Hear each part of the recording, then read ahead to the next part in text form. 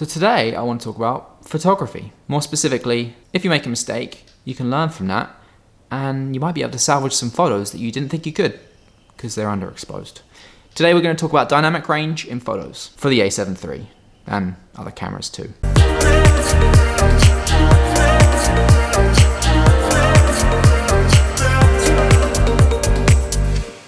So I'm part of a few Facebook groups where people share knowledge, photos, videos, that kind of thing. There's a few A7 III ones, video ones, YouTube ones. There's Facebook groups for everything. It's like the only thing I basically use Facebook for now. Last week in the A7 III group, someone posted something that was really interesting. They posted a picture that they took mistakenly with the wrong settings and the image was completely underexposed.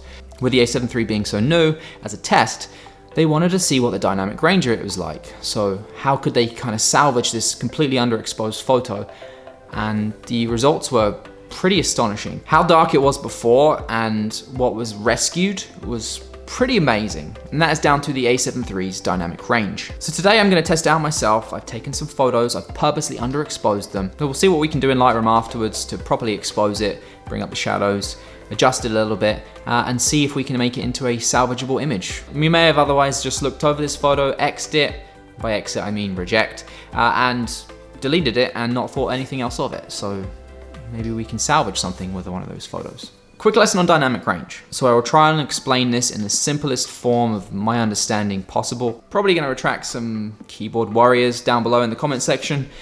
Whatever, do your worst. Okay, so basically dynamic range is the camera's ability to capture everything in the shadows, everything in the highlights, and kind of everything between. A higher dynamic range means that the camera is going to be able to capture more information. So higher is better. Let's say, for example, you shoot something on a bright day and something's really overexposed and something is also really underexposed in the same image. The camera is going to do its best to try and find a balance between those, but it's not going to look good either way. You're either going to have to get one right and the other one's going to be wrong. So let's say the sky is going to be exposed properly, but shadows in the shot are going to be completely underexposed. The camera's going to do its best to kind of find a balance between those, but it's not always going to look very nice. So you have to pick one over the other, which means the other one suffers. You're probably going to look at that photo afterwards in Lightroom and go, absolutely no way, delete, X, reject, whatever you have set up on your keyboard. You're gonna reject that photo and it's gone, you've forgotten about it. With better dynamic range, your camera's gonna be able to record more information in the shadows, more information in the highlights of things that you might not necessarily see after you've taken the photo.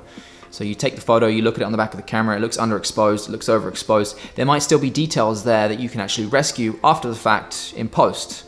And by post, I mean editing, Lightroom, Photoshop, whatever you use. Okay, so I hope that makes sense. But long story short, higher dynamic range is better. Oh yeah, and for best results, always shoot in RAW. I guess 5-second explanation of RAW. RAW takes your photo with a lot more options, all the different settings, and you can change those settings afterwards. JPEG is like whatever you see that's what you're gonna get. You can't really change it that much. Anyway, what I said earlier, I've taken some photos. I'm gonna now show you in Lightroom the before, how it kind of looked after I took it, and what we can do to rescue that. So let's jump into Lightroom and we'll see what we can do. All right, so welcome to my screen. We are in Lightroom here. I have picked 5 images already from a bunch I took. Let me start off by saying it's incredibly hard to take kind of good looking photos when you're purposely underexposing them. You lose the ability to focus properly. You lose the ability to see what's in focus. You lose the ability to see what's framed up nicely. So yeah, needless to say, these aren't gonna be the best images.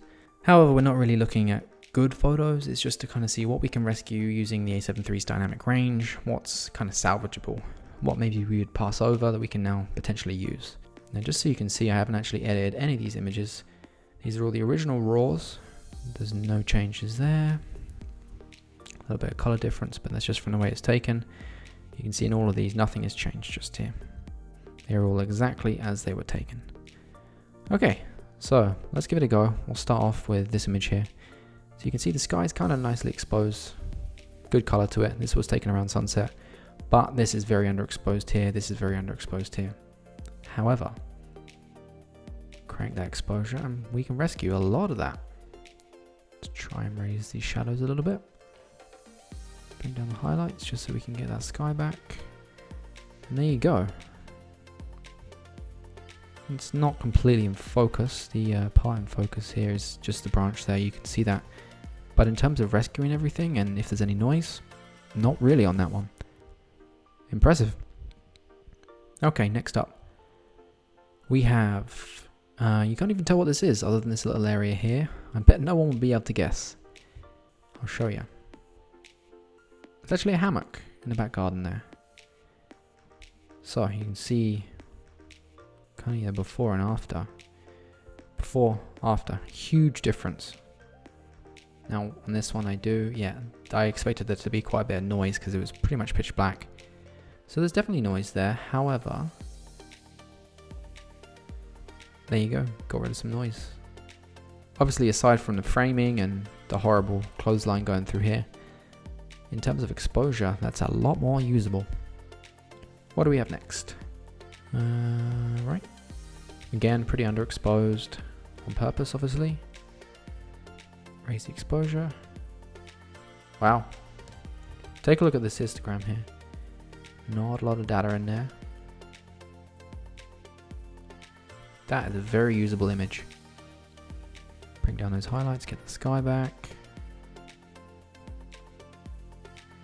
That's seriously impressive. Look at that, wow.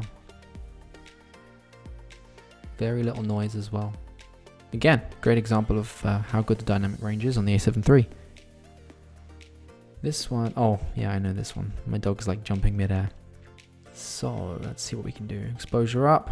Wow, again, look at the histogram. There's nothing.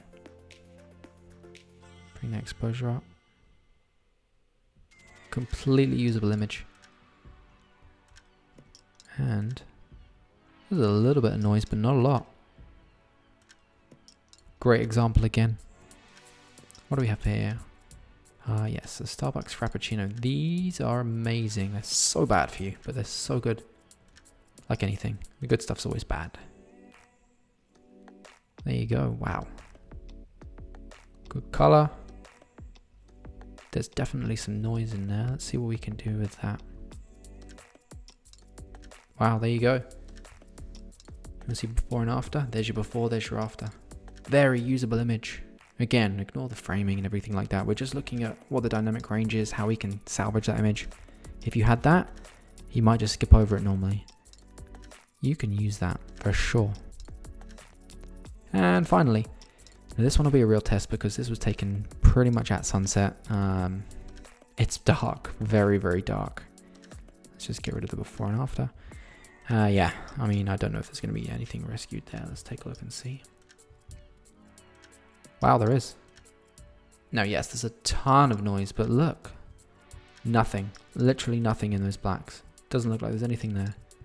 And then you can salvage it. That's seriously impressive. Wow. Obviously a ton of noise. Like, that's not usable in any way. And even if you use the noise reduction, it's going to smooth out too much. You lose all sharpening. So yeah, there's too much noise, but just to see as an example, there's your before, there's your after. That's pretty incredible. We'll go through them all just so you can see again. So there's your before and after.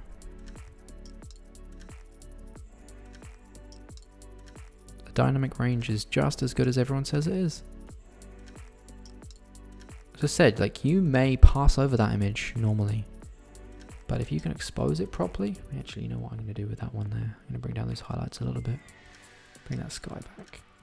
So yeah, I think it kind of talks for itself. Just wanted to show you that you can definitely use some of these images. Don't think just because it's underexposed, you can't use it. If you're shooting in RAW with the A7 III, you might be very surprised. All right, let's go back to me talking. So there we go. Just because your photo is underexposed when you view it on your camera or your computer or your phone, wherever it is, doesn't mean you can't rescue it after the fact. The A7 III has a fantastic dynamic range, a lot of flexibility, a lot of room for you to be able to raise those shadows, lower those highlights, still show details, and maybe use an image that you would have quickly glanced at, and otherwise you would have just clicked reject, and you might not have used that image. So don't always write them off. What you see isn't always what you're going to get. You have the opportunity to edit that afterwards and maybe salvage it. And yes, there are going to be people that say, well, there's going to be noise in the image. Sometimes, yeah. But with a better dynamic range, you've got more room to rescue stuff and the noise isn't going to be quite as bad. So I hope that gives you a little bit of an insight, maybe extra things about the A7 III you didn't know about. Maybe go try out yourself, see what you can do. Let me know down below how you get on. Thank you for watching today. If you liked the video, if I taught you something today, just hit that little like button. The thumb is the like if you didn't gather. Subscribe to my channel if you're not part of it already, and if you want to get notifications, you want to view my video first, as soon as you can, gotta hit that bell. It's the only way now. And I'll see you guys in the next one, which is probably Monday, maybe Friday. We'll see. See ya.